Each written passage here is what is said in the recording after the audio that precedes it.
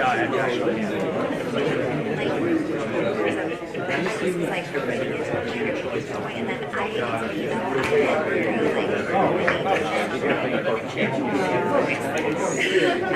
know, it's a shock to everyone.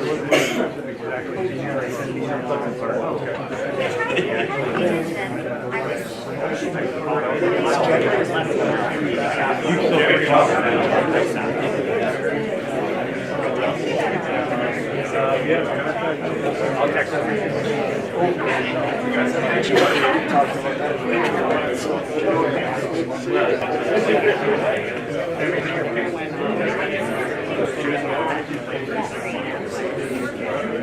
I did that already. You've done that already. Section B takes baby, baby.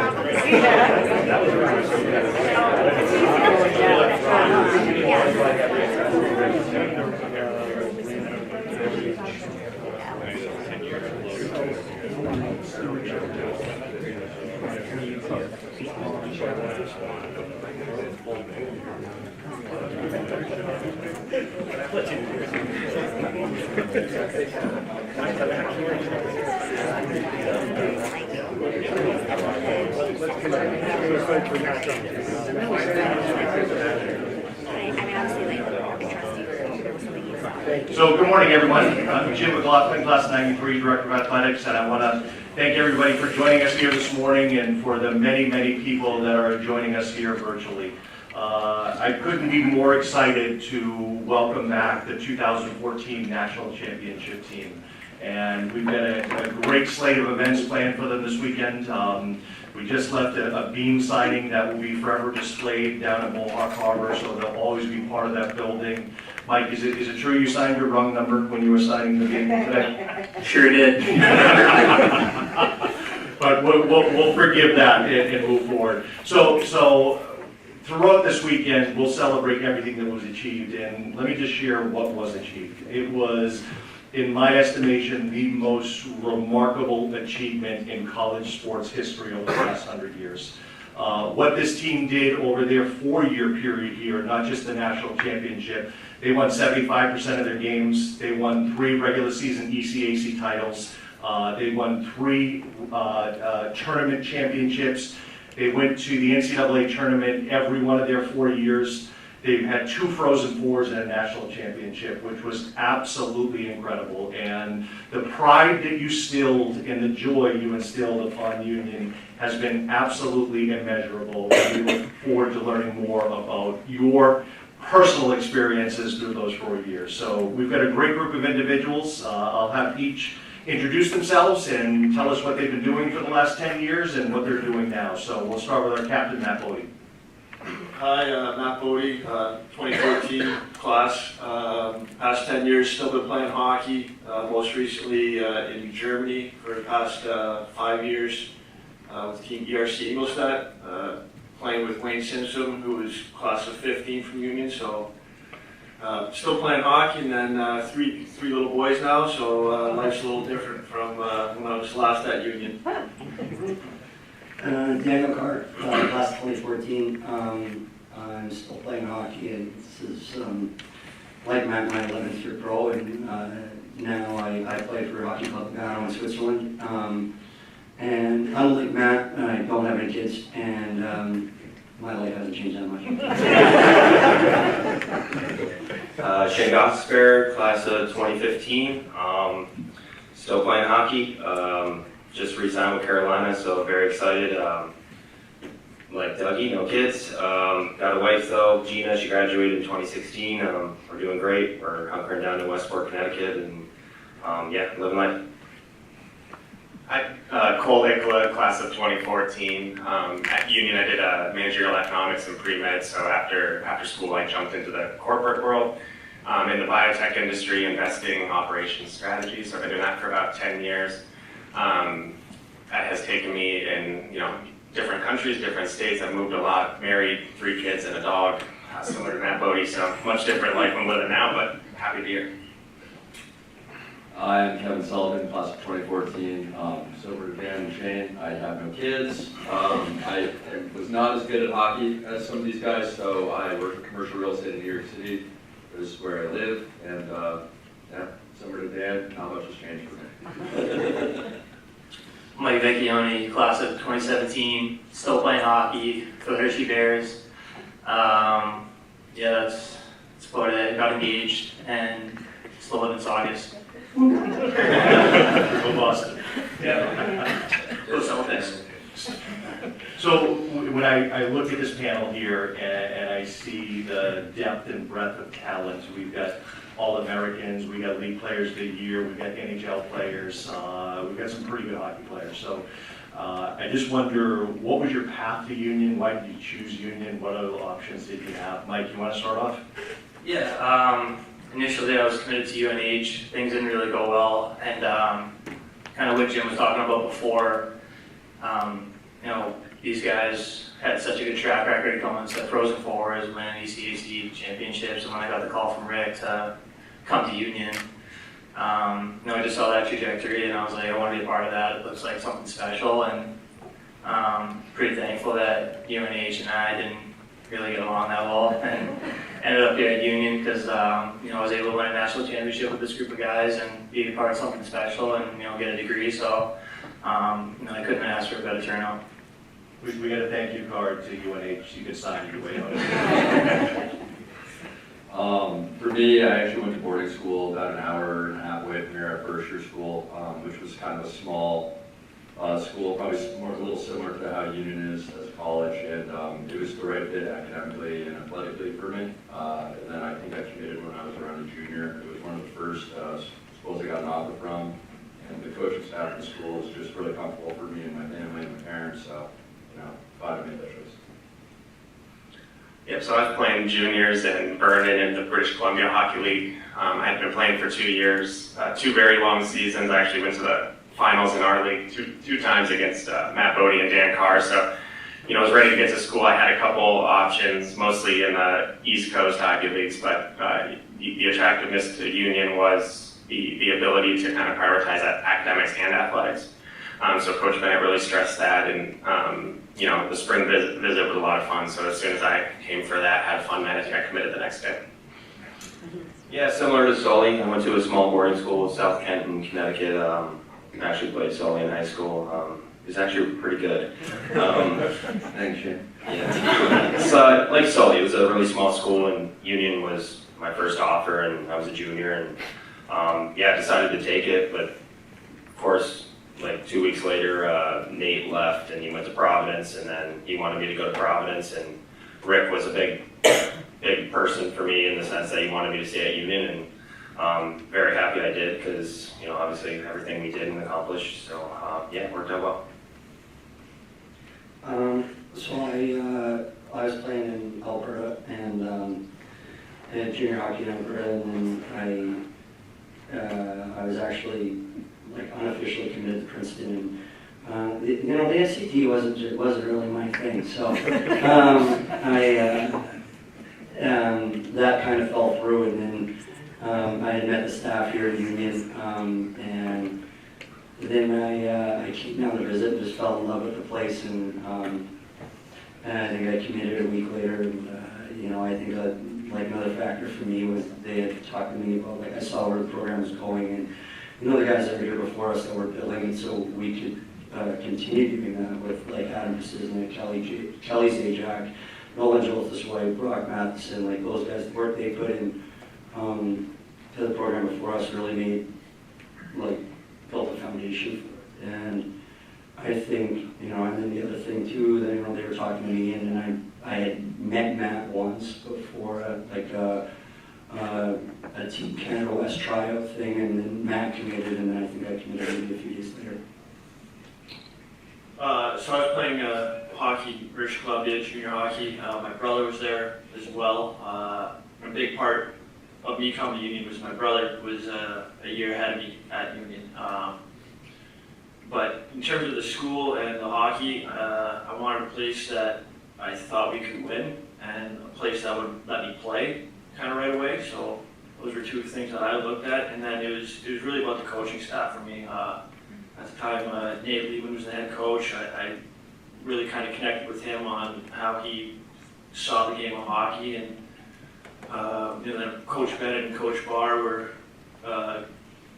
pretty good assistants in my mind from the people that I was getting recruited by, and things just kind of worked out from there. So definitely happy with the decision I made. Great. So I shared all the success of this team, and a lot of people talk about the culture and the chemistry. So anyone jump in here? Well, what made this group so special? I think what they just touched on, the foundation part. I mean, right when you show up to campus for your first visit and your freshman year, there's obviously a fine line of what to do and what not to do. And I think those older guys, like Dougie just said, like Brock Matheson's, Juice, all those guys who were here before us, they set those roots. Maybe they didn't get the success, like we did on the ice, but they allowed us to go further in the sense, they let us, get all the opportunity to have that success. So, I think us, everyone says about our team, I don't even think it was the best team we had at Union. I think my freshman year, your guys' sophomore year was probably our best team. It's just, I think the connection we had as a team, from top to bottom, every class. I mean, it's a lot that goes on the ice, but a lot goes off the ice as well. And, we figured out how to put it all together.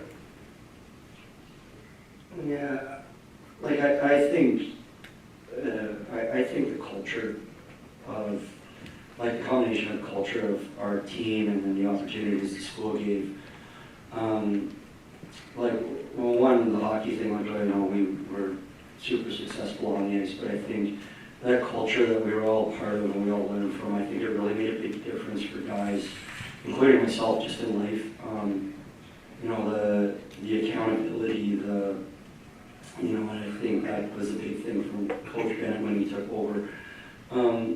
He taught us that life is hard. He taught us how to overcome adversity, and I think, whether for a couple of us playing hockey or whether guys in the business world or the medical world or whatever, I think you look at the success guys are having away from hockey, and I think, we learned so much here, and I think that's been a big part of all of our success in whatever everyone's doing.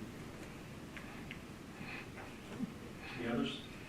I guess I'll just add, if you think back to the national championship game, there was a clip before the game comparing Minnesota to Union. It was, tens of thousands of students versus 2. There was 30 scholarships versus 0, 20 NHL draft picks versus 2. So I think that says a lot to the culture of, we didn't have the stats, but we had the team to win a championship. And, we had guys playing 30 seconds a game, like myself, guys playing 30. But we all had a role and we all knew what we were doing on and off the ice to kind of achieve the ultimate goal, which was winning the national championship. So I think just those stats speak to the culture of the room. Yeah, and I think that everybody contributed too. I think, Kevin's not giving himself enough credit for how the good hockey player was, but, I think from up and down the lineup, we had everyone contributing. I've been playing hockey a long time now, and I don't think I've ever celebrated a goal like when Kevin scored the national championship. I almost jumped over the bench, so. For me, it was just all about the people, right? You look at the leadership from the administration of the school. President Ailey was super supportive of us. Obviously, Jim McLaughlin was super supportive of us. The coaching staff let us play. I think that was kind of something that maybe earlier on in our career as a class, we were, I don't want to say handcuffed, but there was a weight they even wanted us to play. And then when Coach Bennett took over, he kind of let us play a little bit more freely. And I think the sign of a good coach is someone who just lets his players be in good opportunities to succeed. And that's what he did. And it took us a few years to get there, but I think the the ultimate reason why we were able to win. It's just the people that we had. Cole, speaking of those stats, I still remember the press conference where a media member asked Rick Bennett about the comparisons between Minnesota and Union with the phrase of Minnesota has 50,000 students, Union has 2,000. How do you compete against that? And Rick, in his usual way, deadpanned it and said, thank God they're not all on the ice. So many fans saw your games, were at your games, everybody knew your records, more than nearly 1 million people watched the national championship. People knew this team. What are some of the things that people did not know about this team? What were some of the traditions in the locker room? What were some of the mottos or different things like that? Remember the fours used to ask me for the game? That's what I was gonna say, pre-game dance party. Losers.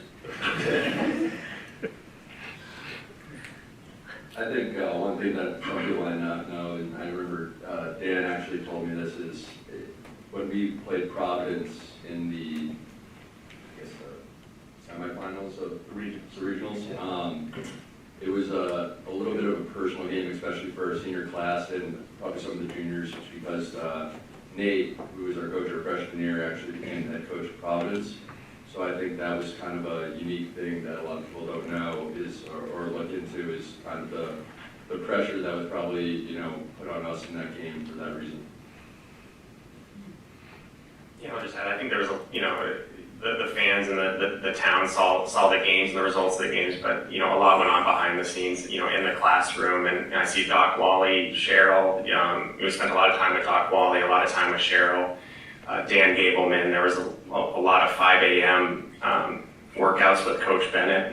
We'll spare those details, but a lot of work behind the scenes to build that culture and work ethic. And also, we found out like half our team can't swim. That was pretty interesting. Yeah. One of the things that I thought was remarkable through this, and there was a lot of travel that was going on through final exams, a lot of time away from class, and during this run, the senior class had a 3.9 GPA during the hockey season. It's a team that now has 3 doctors and people that are just doing incredible things. Talk about the balance between academics and athletics and the commitment to academics and the priorities you placed on that. I think everyone that came to Union on the team actually wanted to graduate and do well in the classroom. We definitely don't see that in all college sports, right? And a lot of guys are just there for the athletics or whatever sport they're playing.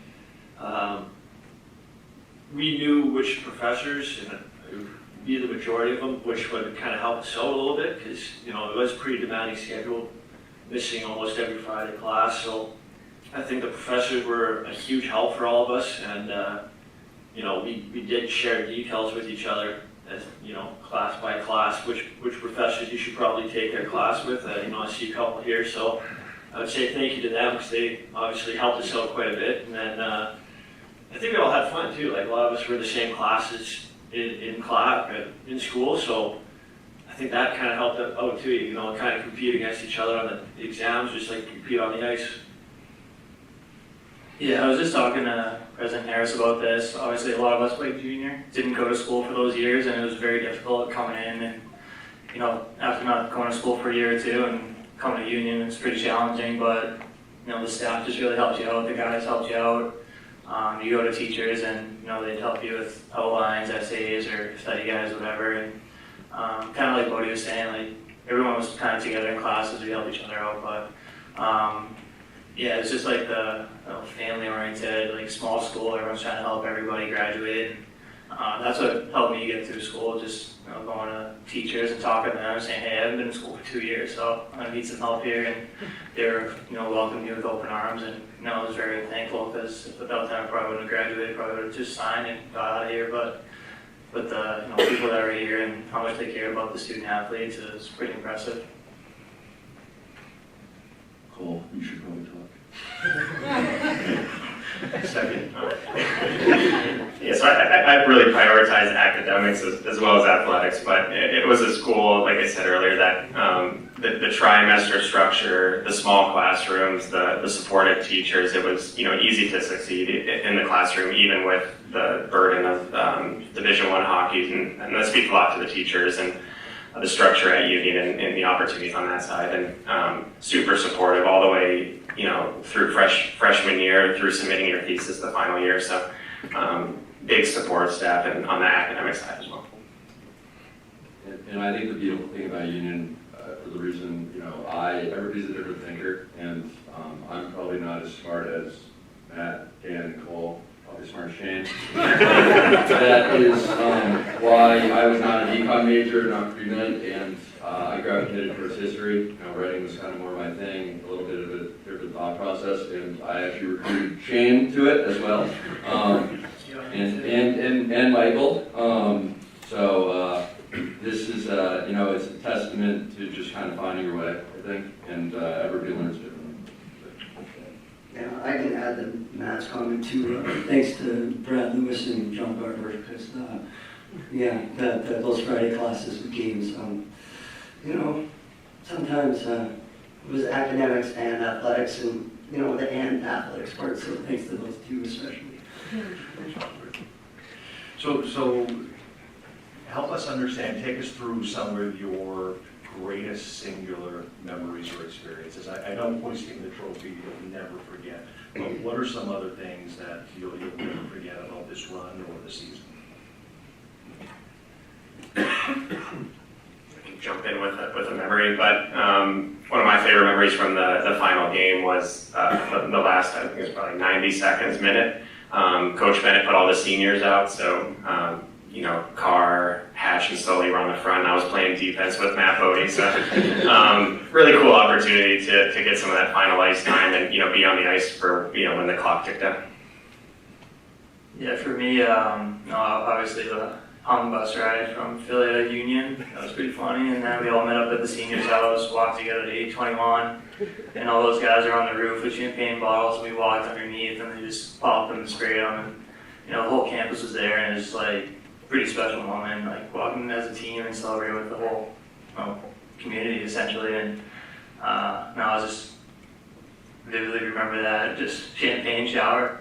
Yeah, like when we drove back, we were all pretty hungover, obviously, and I remember Bo was like, yeah, just, we'll go take a nap. We're like still driving to school, and then he's like, just go take a nap, we'll do something tonight, obviously. And then right when we pulled in the parking lot, like the whole school was there, and kids throwing us beers, and we didn't take a nap, obviously. So right led into the Vex, we put on all our shirts, and we wore our hats, and then we walked down to 821. I don't know if it's still there, hopefully it is, but yeah, we walked into the whole school pretty much waiting for us, and that was pretty special. I'll just correct Vex. Vex, we were all pro college students. I don't think those are actually champagne bottles. Just going back to the national championship game, one thing I remember is that, I think it was 4-minute stretch where we scored a few goals there to go in after the first up 4-2. And, you try and stay in the moment, but I remember thinking like, wow, we're up 4-2. I don't think we've blown a 2-goal lead all year. Like, I think we got this one. First shift they scored, 4-3, game on. But it was a pretty wild game with emotions and the swings, but it was a lot of fun. So speaking of resilience, which this team certainly had, I can recall vividly the third period of the Boston College game, up a goal, and we get a 5-minute major against probably one of the best power plays in the country. And I wasn't measured up major, it was a bad ball, but anyways, I put my head in my hands and just said, I can't believe this is how it's going to end. Talk about how you fought and what happened after that, particularly Kevin, you and Mike at the end. Yeah, I'll jump in there quick. I never killed a penalty once in my Union career, and Matt Atchu almost killed the guy from behind. He was ejected from the game, so we obviously had to kill a 5-minute penalty, and we probably only had 6 forwards that killed penalties. I usually just hung out at the other side of the bench with like Nick Cruz during the time, and I remember David came back to the bench and like I thought he was gonna die. And for some reason, Rick told me and Mike Vecchione to go out, and I think kind of the rest is history there. You know, Mike obviously had a great play on their goalie, Patrick Demko, so pretty cool. Yeah, I mean, like he said, like we don't kill penalties, the guys are gassed, so I think there's probably 20 seconds left in the kill, and you know, we iced the puck, and I don't know who they were coming up the ice, but he picked his pocket, made a terrible move on Demko, and threw it out front to me for a wide open net, so it was obviously a huge turning point for the whole team, obviously. Killing a penalty, like 5 minutes against that team seemed like forever. And then us who go out there don't kill penalties and end up scoring one, so we're just happy to get out of that and get a goal for the fellas. Yeah, and there's actually a cool picture of the celebration after because it's like a bunch of misfits that are never on the ice together. I think there's me, Mike Vecchione, and the penalty like just ended, so Cruz got on the ice. I don't know if he got a plus for it. And I think I serve the penalty. That makes sense. Pacer.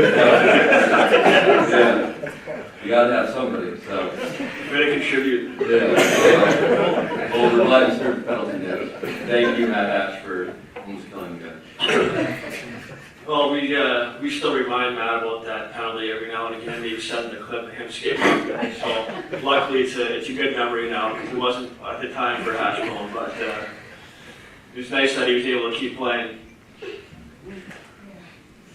So then there was the end of the game, and I believe this was the first time in college hockey history, but there's always the tradition of cutting the nets in basketball.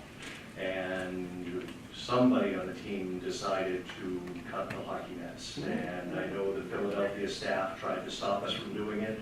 The NCAA intervened and allowed us to do it. Who initiated that? Because Mark Bennett. There's Mark Bennett. Please share some details. Well, first off, I don't remember. I remember cutting the nets, but before I remember they had confetti come down. I don't know if it was the It was first a bad time idea. the stupidest idea. And it sucked for us, but it really sucked for Minnesota because like they were obviously really upset and wanted to get off the ice and you literally couldn't move. It was actually pretty dangerous. But Mark Bennett came over with scissors once we got to the net, and Mark's got great hands, so he cut. He cut.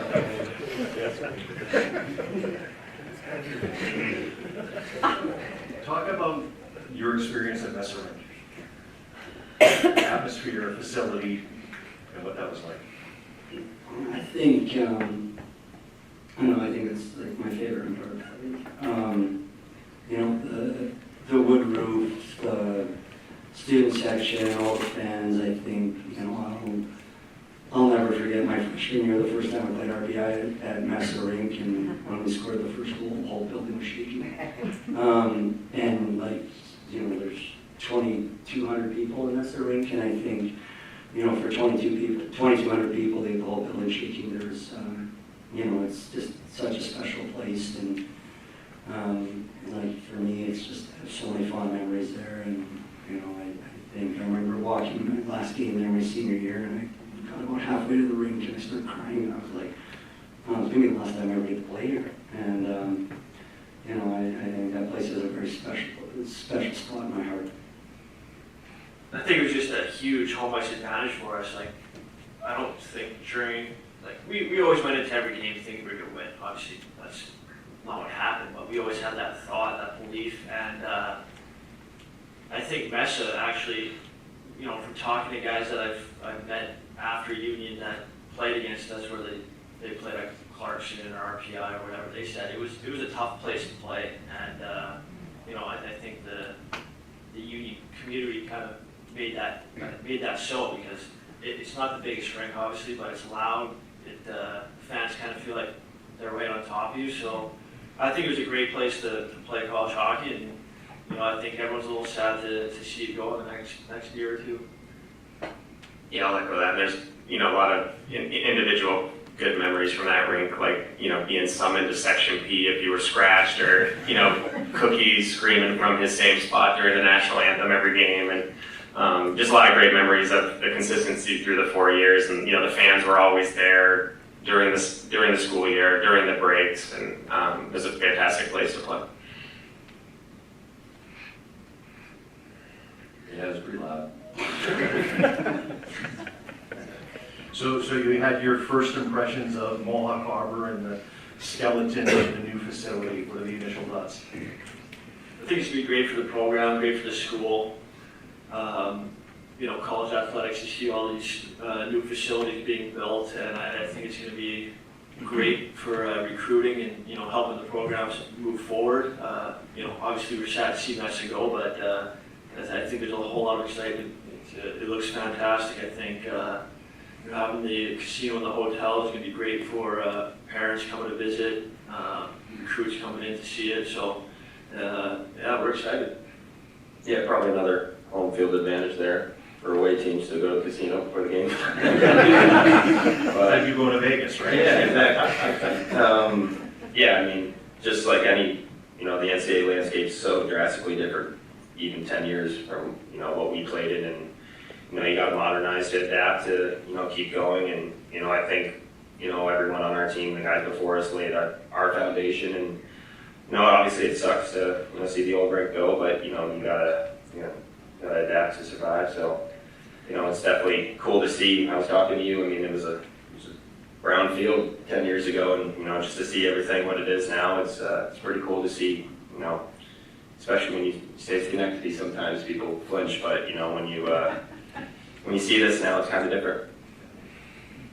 Yeah, I agree with that. Like, kind of back when we were all here getting recruited, it was a lot different. Now you just drive by here and see all the new developments and all the excitement about the new rink and just all the bars and restaurants that are available to us now. It's just obviously going to help with the recruiting. Obviously, the portal is kind of messing up college hockey a lot. You can just get up and leave whenever you want. It makes it very difficult and not a lot of loyalty, but we already talked about how great the school is, and they got a beautiful new facility at the Mohawk Harbor, so it's definitely going to help, and it's beautiful. It's just beautiful skeleton right now, but the pictures look amazing. I'm looking forward to seeing it. We got about 10 minutes. I'm happy to open up to anybody in the audience that may have a question. You probably will, but. We got one in the back. Ken, you're going second. Tim. For those of you still playing, you played a lot of hockey since this moment 10 years ago. How much of the moment 10 years ago carries into your professional game? Have you ever thought about it in a situation in a pro game where you've done something together prior like this that carries you farther into the pro game? I mean, pro is such a different game.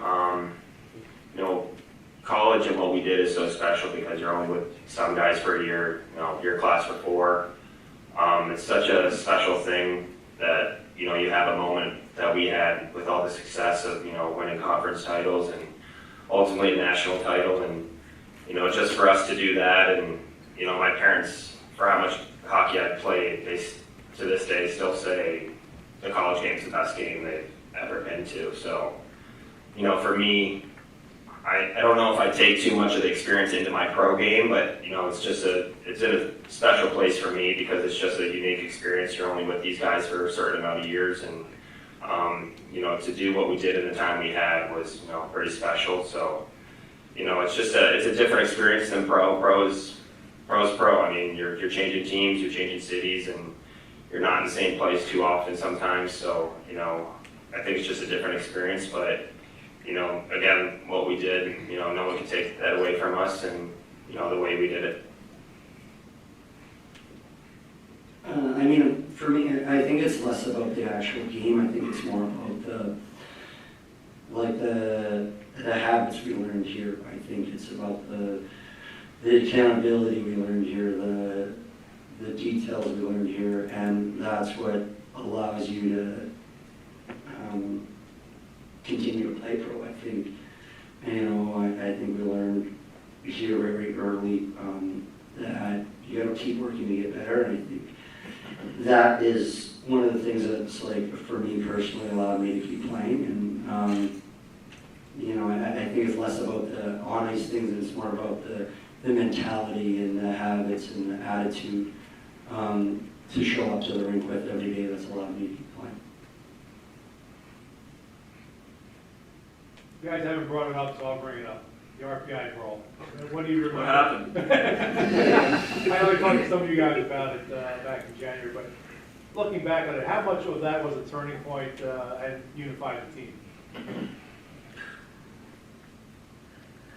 Yeah, I mean, I don't know if it was necessarily a turning point, because I think we were pretty successful before that as well, but it definitely brought everyone closer together, because, you know, you stick through something that obviously wasn't our best result, but everyone stuck together, and, you know, seeing the team kind of go through a rough patch in terms of guys being out of the lineup, coaching staff being a little bit different for a couple of those games. I don't want to say it was good for us, but you know, we found the good in that. So I guess good memory. For me, 2014 was more special after going to Tampa in 2012 and sitting through that final game. If I'm not mistaken, you guys went home after the semi. But what did you take away from that, and how did that help you win the championship? I guess I'll start, but like Jim said, our freshman year, we won the league, made it to the tournament, lost first round. Sophomore year, I think we won the league championship, made it to the Frozen Four, obviously, and then you kind of show up to the Frozen Four for the first time, all the bells and whistles. You know, we had a yacht trip around the Tampa Harbor, big NHL arena, and so it was our first time kind of at that big stage, and we kind of were climbing up our league championship, the NCAA tournament, and then the Frozen Four. So I think the biggest learning for me was, you know, we deserved to be there, even though, you know, some of us were, or some people were surprised. So I think, you know, taken away from that is, you know, we have a good team, a good program. We deserve to be in the Frozen Four. So the second time around, it felt more natural, and it was a good learning experience for us. I don't think you can say better than that. Other questions? Yes. Yeah, quick question for you guys. So, and the answer could be no different, but I know you have lots of friends who you knew before college, a lot of hockey guys since. What was different about your union experience? Obviously you won national championships, but that whole experience, everything you described, Mike and others, like everybody says the same thing, and you're like, no, there was something different because we were union. You know, like I think it was a lot of the culture, a lot of culture around, one, the hockey team, two, around the school, and I think that for myself, like a personal experience I had. You know, I grew a lot when I was here. I grew a lot, especially in my later 2 years. And, you know, I think being around the people on our team and being around, we had good people here, we had great people here. I think back to myself, you know, my junior year, Ikkala pulled me aside to have a conversation with me and challenge me on something. And, you know, that's one of the experiences in my life I think back to a lot. You know, I learned so much from the people here, and they helped me be a better person. And I think, you know, I think that's what is so special to me.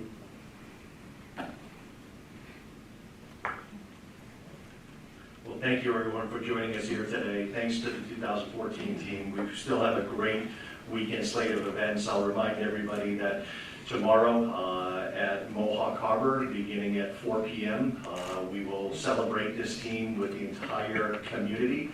We'll show rebroadcasts of the Minnesota game as well too, and that will lead right into the Harbor Jam event. So all are welcome, and thanks everybody for attending here today. Yes. I got one more comment. It's great to see Cheryl here. Cheryl, not necessarily the guys here, but when you get to the golf tournament tomorrow, there might be some guys that need a breakfast club.